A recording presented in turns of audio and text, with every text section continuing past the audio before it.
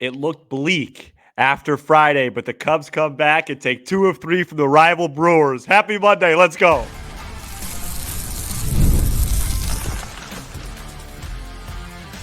You are Locked On Cubs, your daily Chicago Cubs podcast, part of the Locked On Podcast Network, your team every day. You are Locked On Cubs, part of the Locked On Podcast Network, your team every day, alongside Sam Olber. I'm Matt Cozy. Sam and I are lifelong fans, taking our passion into a discussion with you on all things Cubs. Thank you for being part of the show and making Locked On Cubs your first listen today. And the best way you can help us grow the show is to listen every day, like the video, and comment anything below. Today's episode is presented by Monopoly Go, the fast-paced game that lets you team up with friends for tournaments to unlock awesome prizes like unique stickers for trading, cool playing pieces, and hilarious emojis for taunting your friends. Download Monopoly Go now, free on the Apple or Google Play Store. Game on. And it was game on this weekend, apparently, for the North Siders with a big series win over the Brewers. Following a disappointing 3-1 loss on Friday, the Cubs rattled off victories in the next two games, some self-inflicted drama for a close 6-5 win Saturday, but then a decisive 5-0 win on Sunday. Sam, the Cubs get 2 out of 3. They are 21-14, and all is well in Wrigleyville. Yeah, there's a lot. There's a lot this weekend. And, my conclusion from the weekend was, we'll talk about Friday's game, but it just feels like a good baseball team. It just feels like a good team. Sunday's game was one of those games where it all came together. They took advantage of a little bit of wildness from Peralta. Got a couple big hits, none bigger than the one from Nico Hoerner. Javier Assad pitched well, and the defense on Sunday was the best it had been all season. Couple stellar plays from Dansby Swanson. Couple nice plays from Michael Busch. Tauchman was pretty good out in right field. That was just – and then the bullpen came in. Almonte to Palencia. No funny business. No issues, finally. Just, not even no issues. It was gas. Just and business. Sliders. And just it was just a really complete performance. And, they're going to get healthy this week. And I was just really impressed on Sunday. Can I go back to Saturday, or do you want to stay on Sunday? Yeah, unless you're going to recap all three of them. Oh, well, no. Stay on Sunday, dude. Okay. Well, Sunday was – I don't have the energy for a that. pleasant surprise. I wasn't sure what to expect with Freddie Peralta on the bump. I respect him a lot. Not saying he's unhittable or anything like that. And he tends to grind out more innings than he probably should still. But, there's paths. There's paths to beating him. And the Cubs did exactly that, where eventually he hit some walls and the pitch count was rising and they were working a lot of counts. Still saw some hitters chasing velo up in the zone or even out of the zone. It seems like the Cubs have chased more out of the zone the last week, Mets into the Brewers series. But the Cubs were able to score in clutch moments. You have the Nico Hoerner 2-run double, and then that really paced the whole day. And was this a breakout series or really a breakout game for Dansby Swanson, who it wasn't a breakout series, hit a solo homer and then had 2 or 3 fantastic plays. Yeah. Morel with an RBI single. Then you mentioned the bullpen. Javier Assad has done a tremendous job all season long. But the differences from Friday to Saturday to Sunday, to me, is what is most striking. And,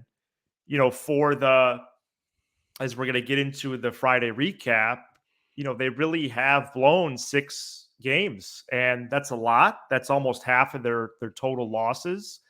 But they have responded individually each time. And then to do so twice in a row this weekend against that team in this spot in the season, I do think was big. And the starters were just outstanding all weekend, including Tyone on Saturday. Matt, I have a statistic I have to share on the show. Yeah.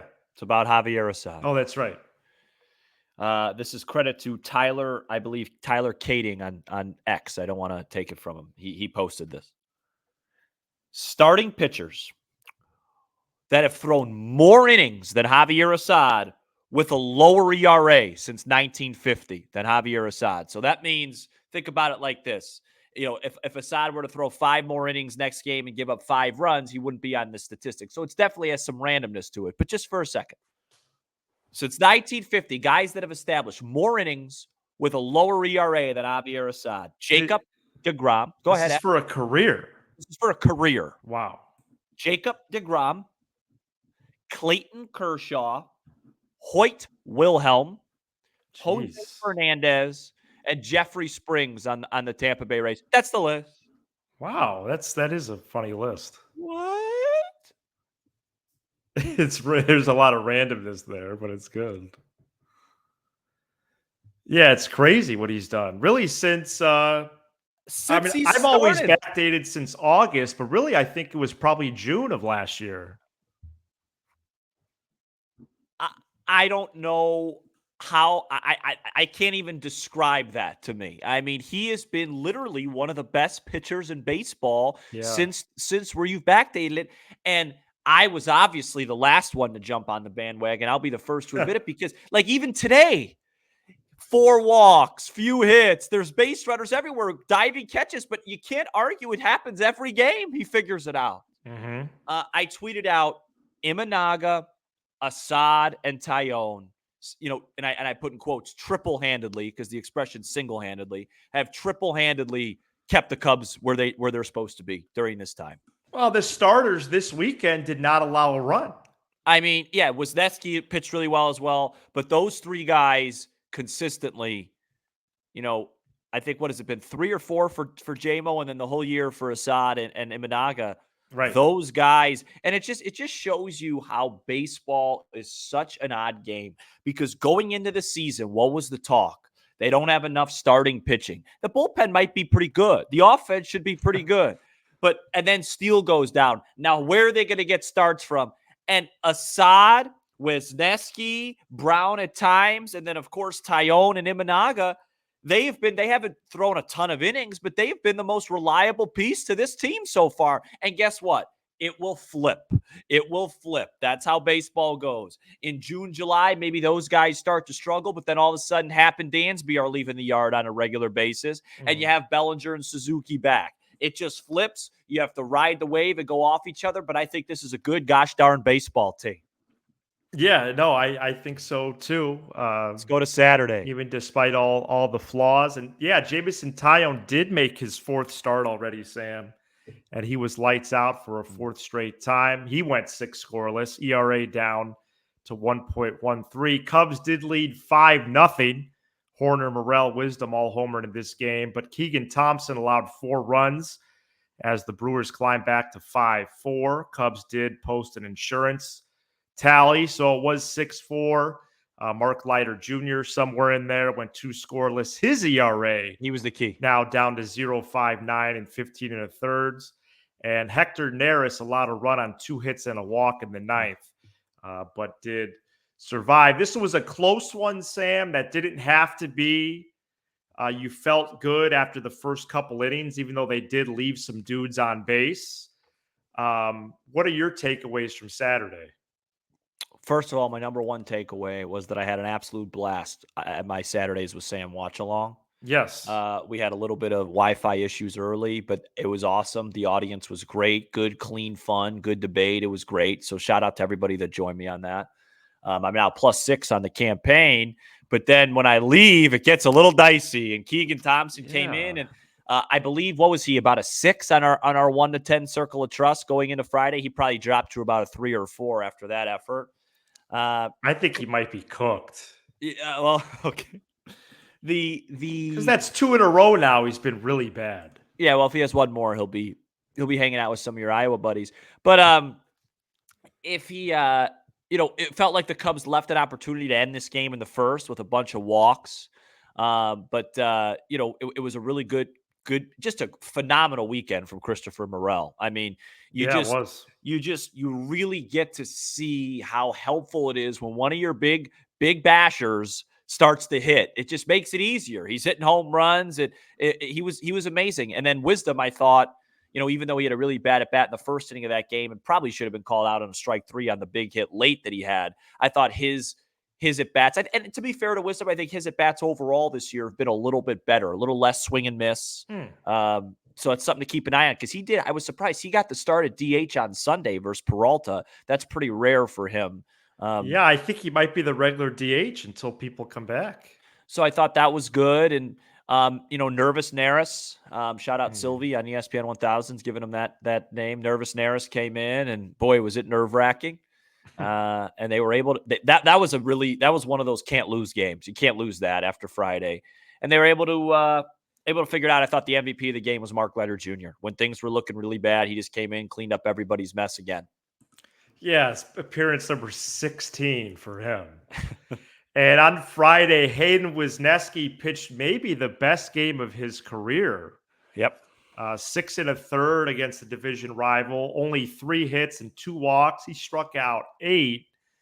And he, since that appearance after the overnight flight from Des Moines to Chicago to AZ, has really been someone that has stepped up in a huge time of need, whether that's because of poor performance or injury or both. And he is going to make a start this week. So he's going to be staying in the rotation, at least for now, according to the Cubs probables that they put out on Sunday. Richard Lovelady did pick up the next 3 outs. So then with 5 outs to go, that's 1 out in the 8th, nobody on, nothing happening. But there was some limited options going into that game, like we previewed on Friday's show. Yep. Adbert Alzolay entered, and he gave up the lead again. He recorded a single out. That wasn't an out. While allowing 3 runs on 4 hits. And he also allowed 3 stolen bases, as the Brewers stole 5 bases Friday, and then they didn't steal the rest of the weekend. Adbert Alzolay, Sam, what do you think? It can't get worse? It did on Friday, and I'm not sure where to go from here on him. I think where you go from here is where they were going to go if normal people were available. He's only going to pitch in 5 run or more leads, and then if they're trailing, he was forced into that. It was Adbert or it was Brewer. That was it. And so Council's going to go to Adbert there no matter what. That was a unique circumstance. From now on, you will not see him in a spot like that. I would guess probably, unless of necessity, probably until a month of seeing if he can clean up these issues. Because, I was arguing a little bit friendly with Bryce on Twitter, probably our first really everydayer.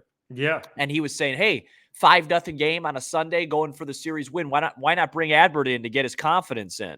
It's a 5-run game. First of all, we just saw how quickly a 5-run lead could evaporate, or a 4-run on Saturday.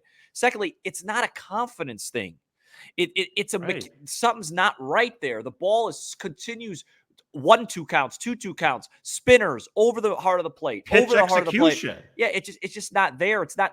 This team right now, with all due respect, he's done enough damage to this team. They will be fine without him being in that spot for a while. Starting on Monday, Ben Brown will be getting a lot of Adbert Alzolay's innings. When Steele and maybe Hendricks come back, then Wisniewski's going to be back of that bullpen. You're going to get Smiley back. You don't force it, because you might think that's a good idea now. And if he goes homer, single, walk, and then has to be pulled, and all of a sudden it's 5-1, 2 on, nobody out in the 9th, and all of a sudden you may not close this out. Everyone's going, why is Alzolay in the game? Just leave him alone right now. If the Cubs, and I hope this doesn't happen, if the Cubs have a situation Monday or Tuesday where they're down 3 in the 7th, go ahead and bring him in. Fine by me. That's perfect. But that's all you could do right now. It's broken. He's a broken pitcher right now. Yeah. And this happens, and he may get it back, but he has blown 6 baseball games for the Cubs. I thought, the statistic of the weekend. He's come into 8 ball games, either ahead by 1 or tied. And correct me if I'm wrong, I think only 1 or 2 of those were tied. Most of them were ahead by 1. 2 of them were tied. Yeah. 2 of them were tied. All of them ahead by 1. The Cubs are 2-6. No, it's horrible. Yeah, I think that's the plan. At least for the next 2 weeks, Oh, he's more than only that. going to pitch as a mop-up person, Yep. up or down 5 plus. Yeah, up or down. Yeah, well, I think he'll come in down. I think when it's down is different. I think he'll be down in 3 or 2 run situations. Okay, interesting. If they're down 4-2 tomorrow, you might see him. But So if they you got oh, if they sorry. got the lead, it's got to be like at least 5 runs, and Sunday wasn't that day. Is Ben Brown going to the pen to be a single inning, high leverage pitcher or a multi inning reliever? Yeah, I think a little bit of both. Okay.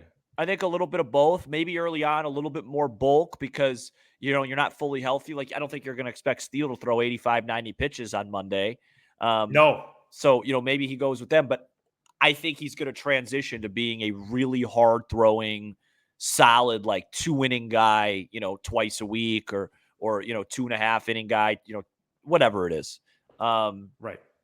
But I just think he will be a weapon. He will take Adbert's place. At some point, Cade will be up. They're going to have enough guys. They don't have to force this Adbert thing.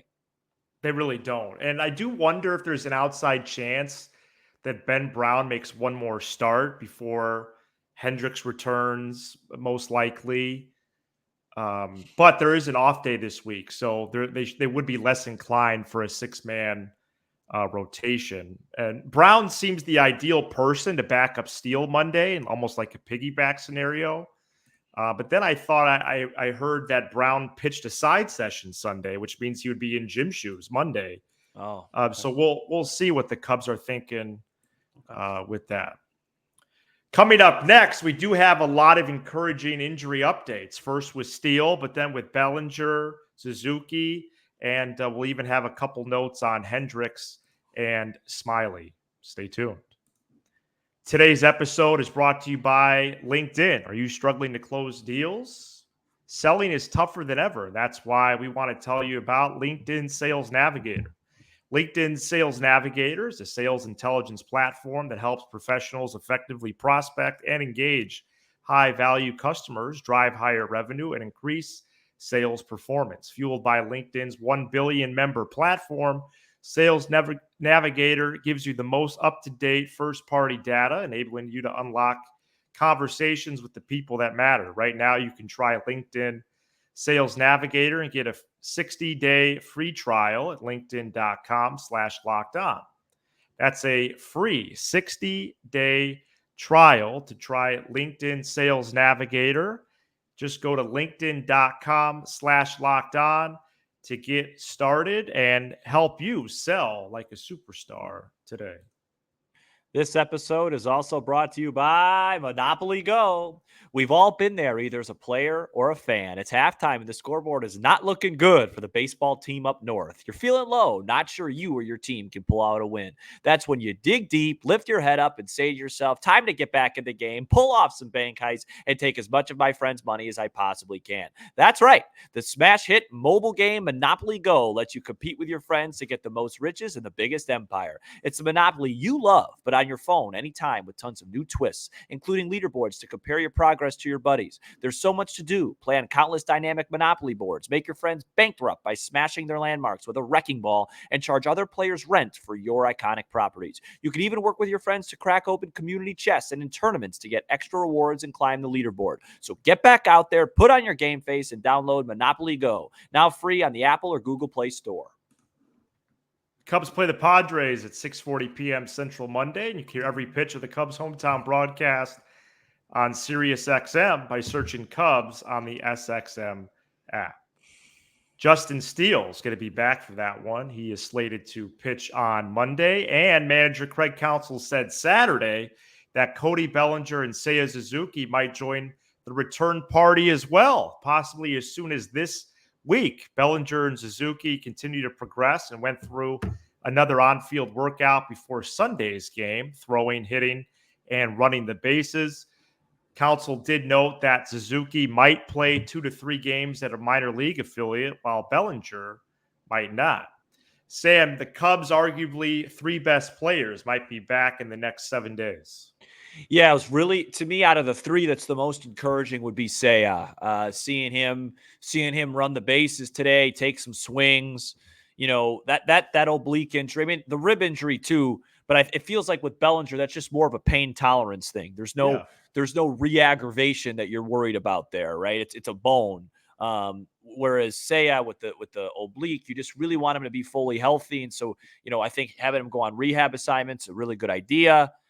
Seeing him back, I'll tell you, if they could get through, the next week and get those guys back, maybe by this time podcasting, we're getting ready for all three of them to be back. And you look up and see this record, it's going to be a pretty wholesome feeling. Yeah, absolutely. I think that's a good word choice right there. And all the times we talked about survival, for them to be back in what I would consider early May, even if it's a week from now, early to mid-May at the latest, would be absolutely tremendous, especially really on the Bellinger side, just in terms of timeline. That was fast. I know just the speed of that is really something. And yeah, pain tolerance is the main thing. Don't want to compensate right on May 6th and beyond. It's not necessary right now as much as they miss them. And the Suzuki points are all really solid as well. And to get some plate appearances, even just 2 games or even a series length of 3 in Des Moines or in Tennessee or maybe in South Bend, just down the street. I'm not aware of their schedules, but I think that would be really good. And of course, as the convos increase with that, we'll have roster conversations because I don't think it's going to be that difficult with the likes of Canario and PCA and Mastro just got called up on Saturday for Mervis. Does he go back down? Madrigal's there. We'll see. Kyle Hendricks is pitching Tuesday for AAA Iowa. That's his second rehab start. I would think his next outing would be for the Cubs, but I guess that could be to close out the Pirates series at the end of the week, Sam. But otherwise, I don't think he would pitch against the Braves. I mean, I would be surprised if Jed Hoyer and Counsell decided to do that next week. So if he doesn't close the Pirates series at their place, maybe he opens it at Wrigley because the Cubs play the Pirates again only a few days later. They play the Pirates and Braves for 13 straight days. Oh yeah, both. That's weird. Yeah, that's weird. I'll send an email to Manfred. So we'll get used to those 2 teams, and they're polar opposite teams, but we'll get into that later. After throwing long toss over the weekend, the next step for Jordan Wicks is to get on a mound, likely not against live hitters, but it is trending that Wicks returns this month, and also a May return for Drew Smyly. So it's a little bit jarring to discuss all the positivity, and honestly, the May return dates is the most surprising and just it's encouraging and I'm thankful for it. And it's funny because you look, since everyone's gotten hurt, like I think we went into this 16 game stretch, right? And we said, hey, 8-8, 9-7 would be great. Well, I think now what did they do? They swept Houston, lost 2 of 3, so that's 4-2, split 6-4. So they're 8-5 right now during that stretch. So 3 to go, yeah. That's pretty impressive. But at the same time, they've missed those guys. I mean, the offense, it's Big been time. obvious. I mean, it's just obvious that they've missed those presents. And it has a domino and trickle down effect on everybody. Even as great as the starting pitching has been without Steele, you've had to put guys in different situations in the bullpen. So just getting all 3 of those guys back, I mean, it's like taking your team and just adding 3 studs. And so it's going to be really helpful. Yeah, and all in the same time span is pretty wild. So I hope that does happen this week. Yeah, probably. We know Steele's going to lead off, and then Bellinger, Suzuki in that order. Yeah, I feel like Suzuki's probably the one where I wouldn't be surprised by next week if we're talking about maybe a Monday, Tuesday, and next week. Yeah, that sounds good. Because if he's going to do 2 or 3 rehab assignments in order to play by this week, he'd probably have to be going out tomorrow or Tuesday. Right. Yeah, we didn't hear about that, so maybe there is a little bit of a delay there. All right, coming up next, Cubs Padres preview. Stay tuned. Today's episode is brought to you by Yahoo Finance. Our show couldn't exist without the help of sponsors like Yahoo Finance. And if you want to grow your portfolio and not deal with the rising cost of inflation, to pay off your debt or your mortgage or pretty much anything standing in the way of you and financial freedom, you got to try Yahoo Finance. With them, you can get access to the news, data, and tools that you need in order to help reach that financial freedom. More than 25 years, they have been the brand behind every great investor. Whether you're a seasoned one or you're looking for extra guidance, Yahoo Finance gives you all the tools of the trade and all in one place. They are the number one finance destination, producing a holistic look at the financial news cycle, including breaking news, original editorial perspectives, analyst ratings, independent research, and so much more. Visit the brand behind every great investor, Yahoo Finance, at yahoofinance.com, the number one financial destination, yahoofinance.com. That's yahoofinance.com. Cubs lost a series to the Padres almost 1 month ago and now get a chance at some revenge. Cubs play the Friars for 3 games beginning Monday, 6:40, 6:40, 1:20 first pitch times. And amazing, that series back in early April is one of only 3 the Cubs have lost all year. It's going to be Steele and Darvish, Imanaga, and Randy Vasquez, Sam, an emergency starter for Joe Musgrove, who was just put on the IL in the last couple of hours, and Wisniewski against Dylan Cease. The Padres are the biggest chase team in the National League, meaning they swing at the most pitches outside the strike zone. As we mentioned last segment, this is the last 3 games of a stretch of 16 in 16 days. Sam, Cubs Friars round 2. Yeah, I believe going into Sunday, and they're losing early in Arizona. I think they've won about 5 in a row. They're doing well. So I think they're pretty hot. They're back up to 500. Just have their lineup in front of me right now, and it is a little bit daunting. Just made a huge trade. Yeah, now you acquire Luis Arraez. This is their lineup right now. Arraez, Tatis, Cronenworth, Machado, Profar, Bogarts, Merrill, Kim, and Higashioka. And I think Higashioka's their backup catcher. I think it's Capusano's their starter. That's a really good lineup right there. And then you look at the fact of, we all know Darvish could pitch, but, he's been up and down. Musgrove to the IL, and Cease is really terrific. So, they have a good team. When you look around, can we just do a little bit? I know this is kind of an all over the place Sunday episode, but let's just do a little standings check around the NL here. Okay. Excuse me. Oh, boy. Sorry, just had something going on the wrong pipe. Phillies, really good as expected. Atlanta, really good as expected. I think it would be a real surprise if neither of those teams, if one of those teams don't make the postseason, Brewers have been a surprise. Cubs are playing well. You look at the rest of the Central, though. My Pirates, they've won 2 in a row, but they're 3 under. When I say my Pirates, I just mean I had a prediction that they would be much better than people thought, not finish last. And the St. Louis Redbirds, they lost 2 out of 3 at home to the White Sox this weekend. They're 4 under. Reds are in a bit of a funk. They've lost 4 in a row. Their schedule's tough. And then you look out west. I think, would you say the biggest story in the National League early on, Matt? The Diamondbacks at 14-20, the defending National League champions, albeit very, very early. But when you just start to look around, you start to feel pretty good about things as we are in Cinco de Mayo land. Let's keep winning. Yeah, you feel great about winning the series this week if they win that Monday game, because you have an emergency guy on Tuesday that has an 8 ERA at AAA.